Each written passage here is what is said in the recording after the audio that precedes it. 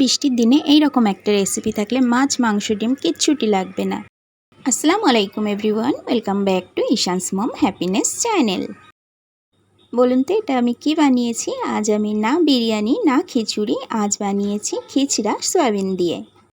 এটা ভীষণই কম সময়ে বানানো হয়ে যায় আর বাড়ির বড় থেকে ছোট সবাই ভীষণ ভালোবেসে খাবে, তো অবশ্যই একদিন এটা ট্রাই করতে পারেন। আর এই রকম বৃষ্টির দিনেতে এটা জাস্ট অসাধারণ লাগবে খেতে। এটা আপনারা ডিনারেও বানাতে পারেন, আবার লাঞ্চেও বানাতে পারেন। আমি লাঞ্চে বানিয়েছিলাম, এটা লাঞ্চেও খেয়েছি, আবার ডিনারেও খাবো। এখানে আমি 2 প্যাকেট সয়াবিন নিয়েছি, 10 টাকা করে দাম এগুলো। তো সয়াবিনগুলোকে আমি 20 মিনিটের জন্য নর্মাল পানিতে ভিজিয়ে রাখবো। এটা আমি সয়াবিন দিয়ে বানাচ্ছি। যারা সয়াবিন খেতে ভালোবাসেন না তারা কিন্তু শুধু আলু দিয়েও বানাতে পারেন, আবার যারা মনে করবেন মাংস দিয়ে বানাবো তারা কিন্তু মাংস দিয়েও বানাতে পারেন। এটাকে ঢাকা দিয়ে 20 মিনিটের জন্য রেস্টে রাখলাম। এদিকে আমাদের যে রেগুলার চালটা আমরা খাই সেই চালটাই নিয়ে নিয়েছি। আপনারা আপনাদের পছন্দ মতো চাল নিয়ে নিতে পারেন, এটা যে কোনো চালেরই ভীষণ টেস্ট হয়। চালের সঙ্গে লাগবে ছোলার ডাল। তো এখানে আমি 1 কেজি চাল নিয়েছি আর এখানে 200 গ্রাম ছোলার ডাল নিয়েছি। চাল আর ডালটাকে খুব ভালোভাবে মিশিয়ে নিয়ে 3 থেকে 4 বার খুব ভালোভাবে ধুয়ে নিয়েছি। এরপর আমি ওভেনের মধ্যে বসিয়ে দিয়েছি। যেইভাবে আমরা ভাত রান্না করি ঠিক সেইভাবেই রান্না করে নেব। এখানে আমি 4 থেকে 5 লিটার পানি দিয়েছি। কিছু গোটা মশলা, এখানে গোটা গরম মশলা অ্যাড করছি, দারচিনি, লবঙ্গ আর এলাচ। আপনারা আপনাদের চাল ডালের পরিমাণ হিসেবে দিয়ে নেবেন। আমি এখানে 4টে-5টা করে এলাচ দিয়েছি আর 3-4টে লবঙ্গ, কয়েকটি স্টিক দারচিনি আর 4টে তেজপাতা দিয়েছি। আর লবণ দিয়ে দিচ্ছি 3 টিস্পুন, একদম ভর্তি 3 টিস্পুন লবণ দিয়েছি। আপনারা লবণটাও আপনাদের টেস্ট অনুযায়ী দিয়ে নেবেন। খুব ভালোভাবে মিশিয়ে নিয়ে এটা রান্না হতে দেব। এটা তো ঢাকা দিতেই হবে। তো আর একটা অন্য হাঁড়ির মধ্যে আমি অল্প পানি নিয়ে এইভাবে ঢাকা দিয়ে দিলাম। এতে করে এই হাঁড়ির পানিটাও গরম হয়ে যাবে। যদি ভাতের মধ্যে পানি লাগে দিয়ে দেব, বা আমি তো আলু আর সয়াবিনে একটু গরম পানি দেব, তখন ওই পানিটা আমার কাজে লেগে যাবে। যতক্ষণে ডাল আর ভাতটা রান্না হচ্ছে এদিকে আলু কেটে নিয়েছি, বড় বড় সাইজের 5টা পেঁয়াজ কেটে নিয়েছি। আর সয়াবিনগুলো খুব ভালোভাবে ভিজে গেছে। এইভাবে করে আমি সয়াবিনগুলোকে পানি থেকে উঠিয়ে নিচ্ছি, একটু নিংড়ে নিংড়ে উঠিয়ে নিচ্ছি যাতে পানি না থাকে। সবগুলো সয়াবিনকে খুব ভালোভাবে চেপে চেপে উঠিয়ে নিয়েছি। তো ভাতটা ওদিকে রান্না হতে থাক, এদিকে আমি সয়াবিনটাকে রান্না করে নেব। তো এখানে একটা হাঁড়ি বসিয়ে দিয়েছি। রান্নাটা আমি সরিষার তেলে করব। 1 কাপ সরিষার তেল দিয়ে দিলাম। তেলটাকে খুব ভালোভাবে গরম করে নেব। তারপর আগে থেকে যে পেঁয়াজগুলোকে কেটে রেখেছিলাম একটু হাত দিয়ে এইভাবে করে ভেঙে ভেঙে দেব, তাতে করে পেঁয়াজটা খুব ভালোভাবে বেরেস্তা হয়ে যায়। পেঁয়াজটাকে লাল লাল করে ভেজে বেরেস্তা বানিয়ে নেব। তো পেঁয়াজগুলোকে এইভাবে হাতের সাহায্যে একটু ভেঙে ভেঙে দিচ্ছি। এমনিতে আমি সরু সরু করেই কেটেছিলাম। সমস্ত পেঁয়াজগুলোকে আমি দিয়ে দিয়েছি। বেরেস্তা হতে একটু টাইম লাগে, তো একটু সময় নিয়ে এটাকে বেরেস্তা বানিয়ে নিতে হবে, মানে পেঁয়াজগুলোকে একটু গোল্ডেন ব্রাউন করে নিতে হবে।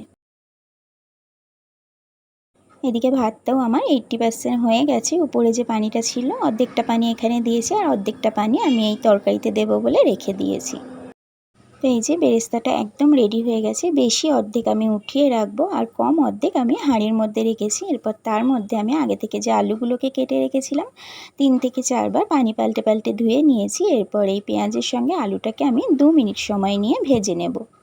যারা এই রান্নাটা বানিয়ে খেয়েছেন তারাও আমাকে কমেন্ট করে জানাবেন, আর যারা এখনও বানাননি তারা একদিন বানিয়ে অবশ্যই কমেন্টে জানাবেন কেমন টেস্ট হলো।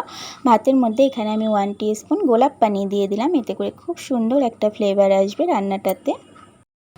যখন 90% কুক হয়ে গেছে ভাতটা, তখন আমি গোলাপ পানিটা দিয়েছি 1 টিস্পুন। এখানে 2 মিনিট আলুটাকে ভাজা হয়ে গেছে। আগে থেকে যে সয়াবিনগুলোকে উঠিয়ে রেখেছিলাম সবগুলোকে আমি দিয়ে দিলাম।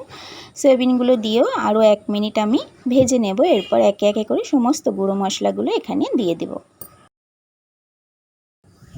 1 মিনিট খুব ভালোভাবে ভেজে নেওয়ার পর 1 টিস্পুন এখানে আমি লবণ দিয়েছি, 1/3 টিস্পুন হলুদ গুঁড়ো দিলাম, 1/3 টিস্পুন ঝাল লঙ্কা গুঁড়ো দিলাম, আর কালারের জন্য 1/3 টিস্পুন কাশ্মীরি লঙ্কা গুঁড়ো দিলাম, 1 টিস্পুন আদা রসুনের পেস্ট দিলাম।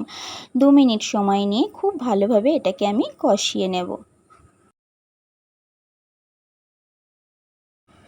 খুব কম সময়ে হয়ে যায় এটা, বেশিক্ষণ একদমই কষাতে লাগবে না। 2 মিনিট মতো কষিয়ে এখানে আমি গরম পানিটা অ্যাড করে দেবো। ওদিকে আমার ভাতটাও রান্না হয়ে গেছে। ভাতটাকে আমি ফ্যান ঝরিয়ে নেব। এখানে আমি আগে থেকে যে গরম পানিটা রেডি করা ছিল এখানে আমি ওই গরম পানিটাকে অ্যাড করে দেব। যেহেতু এটা বাসমতি রাইস না, এখানে যদি বাসমতি রাইস হতো তাহলে একটু 90% যখন কুক হয়ে যেত আমি তখন নামিয়ে নিতাম। যেহেতু আমি ঘরের চালের করছি তো সম্পূর্ণ ভাতটা যেইভাবে আমরা ভাতটা নামাই, যতটা পরিমাণের ভাতটা সিদ্ধ হয় সেই পরিমাণেই আমি ভাতটাকে সিদ্ধ করে নিয়েছি। এরপর ভাতটাকে আমি একটা ছাঁকনির মধ্যে ছেঁকে নেব। আর এখানে পানিটা অ্যাড করে দিয়েছি, যে গরম পানিটা রেখেছিলাম 1 কাপ মতো পানি হবে। আর একটুখানি বেরেস্তা নিয়ে দিয়ে দিলাম, এতে কালার ফ্লেভার দুটোই খুব ভালো আসবে। ঢাকা দিয়ে দিয়েছি 5 মিনিটের মধ্যে আলু আর সয়াবিন খুব ভালোভাবে সিদ্ধ হয়ে যাবে। আর এদিকে ভাতটা আমি একটা ঝুড়ির মধ্যে ফ্যান ঝরিয়ে নিয়েছি। আলুগুলোকে আমি খুব বেশি বড় বড় করে কাটিনি। আর 2 মিনিট যেহেতু পেঁয়াজের সঙ্গে ভেজে নিয়েছিলাম আর সয়াবিনগুলোও ভেজানো ছিল 20 মিনিট, সে কারণে 5 মিনিটের মধ্যে আলু সয়াবিন দুটোই খুব ভালোভাবে সিদ্ধ হয়ে গেছে। নামানোর ঠিক কয়েক সেকেন্ড আগে আমি ওই ছোট্ট চামচের 1 চামচ ভাজা মশলা দিয়ে দিলাম। গোটা জিরা, ধনিয়া আর গোলমরিচ একসাথে শুকনো খোলায় ভেজে গুঁড়ো করে রাখি, সেটাই দিয়ে দিলাম। রান্নাটা কমপ্লিট হয়ে গেছে, গ্যাসের ফ্লেম অফ করে দিয়েছি। 2 মিনিট ঢাকা দিয়ে রাখবো। এখানে আমি অন্য একটা হাঁড়ি নিয়েছি, সমস্ত আলু আর সয়াবিন গ্রেভি শুদ্ধই আমি এই হাঁড়িটার মধ্যে দিয়ে দিলাম। এরপর যে দোকানে গোটা বিরিয়ানির মশলা কিনতে পাওয়া যায় ওটাকেই আমি গুঁড়ো করে নিয়েছি, সেটাই আমি দিয়ে দিলাম 1 টিস্পুন, ভর্তি 1 টিস্পুন দিয়েছি। আর এখানে একটু কেওড়া পানি দিয়ে দিলাম, 1 টিস্পুনই দিচ্ছি কেওড়া পানিটা। যে বেরেস্তাটা বানিয়ে রেখেছিলাম সেটা বেশিরভাগটাই দিয়ে দেবো, অল্প একটু রেখে দেবো জাস্ট উপরে দেওয়ার জন্য। তো এটাকে আমরা সয়াবিনের খিচড়া বলি, আপনারা কে কী বলে থাকেন সেটাও কমেন্টে জানাতে পারেন। সমস্ত বেরেস্তাটা দিয়ে দিয়েছি, অল্প একটুখানি এই যে রেখে দিয়েছি ভাতের উপরে দেওয়ার জন্য। এরপর সমস্ত ভাতটাকে আমি এর মধ্যে দিয়ে দেব। আর এটার সাথে মাছ, মাংস, ডিম কিচ্ছু লাগবে না, এটা এতটাই টেস্ট হয়। তবে এর সাথে একটু স্যালাড বা রায়তা হলে কিন্তু ভীষণ ভালো লাগে খেতে। 1 টিস্পুন চিনি দিয়ে দিলাম, এতে করে টেস্টটা খুব ভালো হবে। আর এখানে 10 টাকা দামের একটা দুধের প্যাকেট, মানে ওই 3 টিস্পুন হবে পাউডার মিল্ক, সেটাকে আমি দিয়ে দিলাম। এতে করে দারুণ সুন্দর একটা ফ্লেভার আসবে আর টেস্টটাও খুব ভালো হবে। বেরেস্তা যে অল্প একটু রেখে দিয়েছিলাম সেটাও উপরে ছড়িয়ে দিয়ে দিলাম।